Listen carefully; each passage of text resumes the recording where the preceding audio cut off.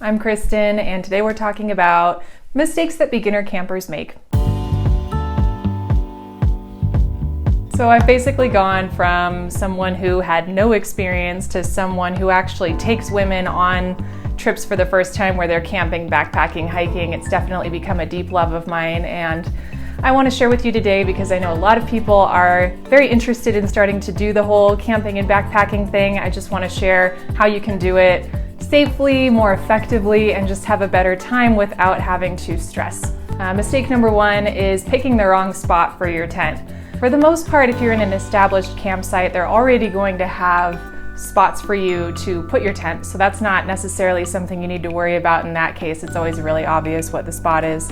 But when it comes to camping on your own, when you've got to figure out the spot, be on higher ground so that you're not getting absolutely soaked if water comes through. And also consider, is it going to be windy? Are there maybe rock shelters set up where you can put your tent there?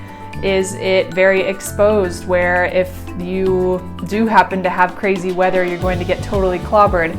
Are you next to a mountain that's pretty rocky because those rocks could fall on you? Are you under a tree? Make sure that you're not within like the zone if a branch could be falling on you. These are all just kind of safety precautions to keep in mind when picking the spot to put your tent, because I'm trying so hard not to say pitch your tent because I have 13-year-old boy humor. Pitch your tent at a safe spot. That's definitely the most important thing before we move on. The number two mistake that beginner campers tend to make is not prepping for the weather. I have done a lot of camping and backpacking in Patagonia where it is crazy windy, and you never know if where you've chosen to do your camping is going to have similar weather. Mountains really have their own weather going on. You can't necessarily trust the forecast, so it's really good to just be prepared for that. What I like to do is take rocks and wrap the strings that are on the outside of my tent around those rocks. If you don't have that, you can actually put rocks inside of your tent. If there's no rocks available, maybe you could tie it to a tree or just something where if it does get crazy windy, you're going to be okay. And while we're talking about the weather, you really want to be prepared for the cold too. So getting through the night when you're a little bit too cold is really not very much fun, and the best way to combat that is to have a sleeping bag that is not just rated for the comfort level. You want a sleeping bag that is made for the weather that you're going to encounter. They do get a lot more expensive as you go lighter weight and warmer, but just make sure that you're checking the part of the bag that tells you what the temperature range is, and you definitely want to be not on the lower, but the upper part of that. Third big mistake that beginner campers tend to make is leave in mad trace. And I talk about this in every video because it is so super important, but do make sure that if you don't already have a very obvious sort of established campsite, that if it's up to you to pick your spot, you're picking a spot where it does seem like other people have camped before. And the reason to avoid putting your tent down in any kind of vegetation or flowers or anything like that is you can kill them. And sometimes, believe it or not, they take hundreds or thousands of years to grow and really only one night to kill. So do try to be careful in terms of where you're putting your tent. Also consider what you're going to be leaving behind, which should be absolutely nothing. In a lot of places, you need to pack out even your human waste with you. Make sure you understand whether or not they're going to have trash cans there for you, bear cans. These are all things to prepare for and read about ahead of time at your chosen campsite. So again, most established campsites, especially in US national parks and probably Canadian national parks as well, are going to have those facilities available to you. But if you are truly backcountry camping, you need to be entirely self-reliant, leaving absolutely nothing behind. So whatever you bring in, pack it out. That includes apple cores, crumbs, anything that an animal could eat, because a habituated animal is often put down, and that's not what we want. Number four mistake that beginner campers tend to make is underestimating your water needs. So not only do you need water for drinking, but you often need it for cooking, you often need it for making that morning coffee. Like, I will actually pack extra water to have my morning coffee. I will take that extra weight. Make sure you understand whether there's a water source or not for you. Bring a purifier if it's going to be a river or a lake or something like that. Definitely have a good understanding of what the water situation is going to be in your chosen camping area, because if you show up underprepared, you could kind of get in the danger zone, and that's never fun. And you know, it's just nice to have enough water for all of your needs so that you're not rationing and stressing out. You probably want to bring at least 1.5 liters per person for a full day of hiking, if not a little bit more than that, plus whatever you're going to need for cooking.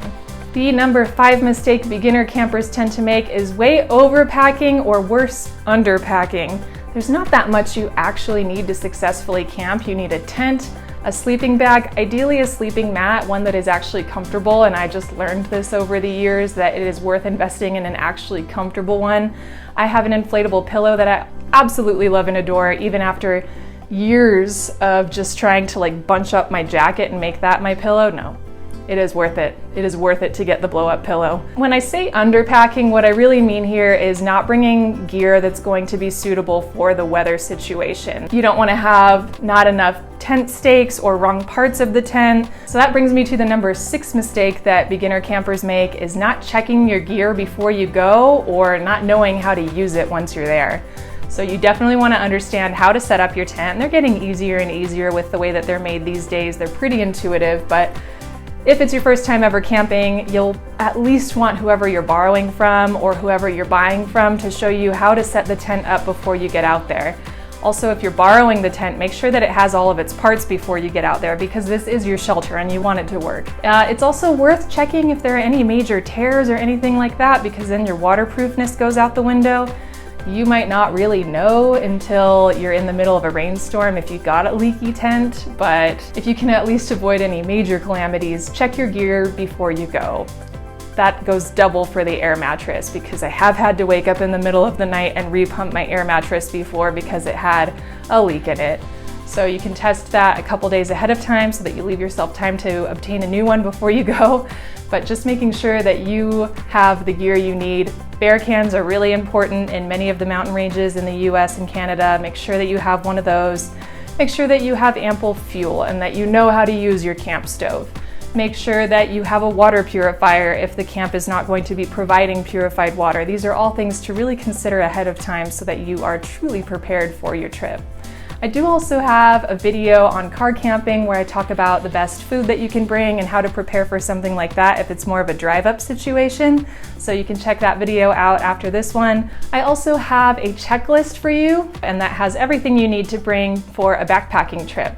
It's got everything that I've been using for the past 8 years in there. None of it is sponsored. It's all my genuine recommendations.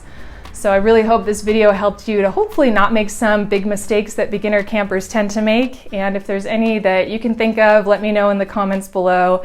I hope that you enjoyed this video. Share it with your friends. I've got a whole bunch of educational outdoor videos on this channel that you can watch. So tune in, subscribe so that you don't miss anything in the future, and I look forward to seeing you next Wednesday. Bye.